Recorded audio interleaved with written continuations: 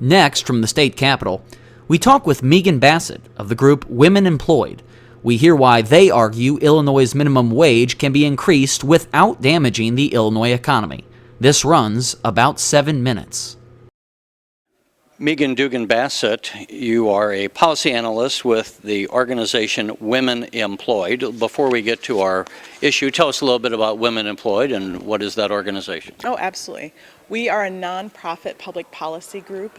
We work on improving the economic status of women, and there's two main areas that we do that in. We do that one through trying to increase fair workplaces, so things like increasing the minimum wage, working on paid sick leave for low-income workers, and then we also work on higher education. So access to and completion of higher education is a really important strategy for low-income women to be able to earn more for their families. So we also work on policies and practices related to that.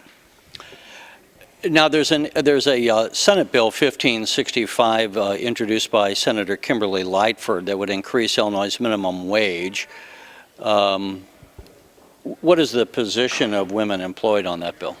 We absolutely support this bill, and we were one of the key partners working on this bill. We feel that, and we've seen it again and again, that the minimum wage has stagnated while the cost of living has continued to rise.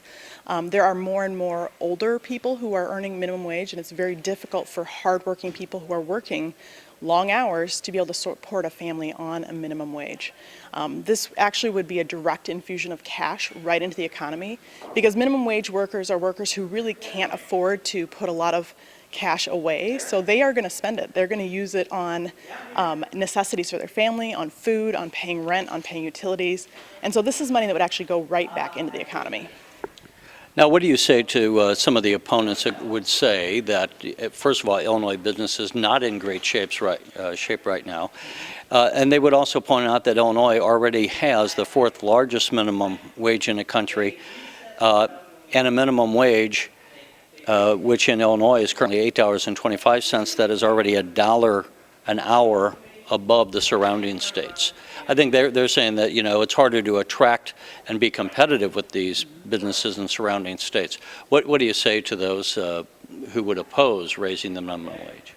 I would say that if you look at, there's quite a bit of work out there by a number of centers. The Center on Economic Research and Policy is one of them, and they actually have shown that based on how much the minimum wage used to be years ago, 1968 and 1979, that we are way behind, even at the minimum wage that Illinois is at right now, that if we really wanted to have the same buying power for the dollars that we had in those years, we would have to have a much higher minimum wage than even what we're asking for right now.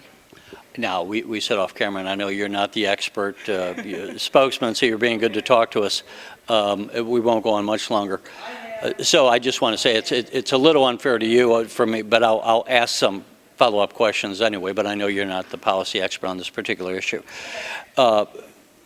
Relative to what you just said about if you had adjusted for inflation, the minimum wage would have gone up much higher.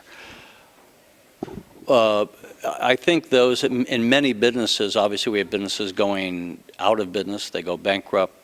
You have a lot of mom and pop stores, a lot of people who I hear anecdotally from an insurance fellow of mine who hasn't been able to raise his salary for at least 10 years. Mm-hmm. So since that money, the minimum wage, comes out of the budgets of those businesses that pay this, what do you say to, that they can't afford it? And the only way they can afford it, if you increase the hourly wage of minimum wage workers, the only way they can control their budget is to lay the minimum wage workers off or to give them fewer hours. To that end, they would argue raising the minimum wage actually is a detriment to minimum wage workers because it actually cuts their total income because they have to be, you have to make your budget work one way or the other, and they lay the people off. Mm-hmm. I think we certainly understand that businesses have a certain bottom line that they have to meet. We talked about this a little bit earlier, but there are numerous studies out there that have shown that there actually isn't a loss of jobs in some of the cities that have substantially increased their minimum wage. So there's actually not evidence out there that shows that businesses are more likely to lay off workers if the minimum wage does go up. And as we close, has there been any discussion that you're aware of? A lot of minimum wage workers are high school kids who live at home, and really it's no skin off their nose if they get the dollar. I mean, they're still going to have bread on the table and a place to sleep at night. Has there been any discussion about, for those people who actually try to make a living as minimum wage workers, to have a two-tier, to where those who are the actual heads of households would earn one wage, where teenagers who are just kind of cutting their teeth, so to speak, in the labor market might have a lower minimum wage? I personally, because I'm not the person who's been directly involved with this from our organization, I can't speak to that specific question. I will say that, ironically, I actually just read a study that showed that it's actually a misnomer to think that most minimum wage workers are students. That actually, at this point, it used to be the majority of students. Years ago, the majority of minimum wage workers were students, and now actually the majority are adults who have families. So I think that's important for people to understand, is that that's people's image, is that it's teenagers who it's not really going to make a big difference for them, but in reality, it's actually people with families who, there's more and more service jobs. There's more and more jobs that depend on businesses that depend on minimum wage workers, and many of those people now, the majority of them, are actually older people, adults. All right. Well, Meegan Dugan Bassett, we appreciate you stepping in and taking the time to speak with us on this.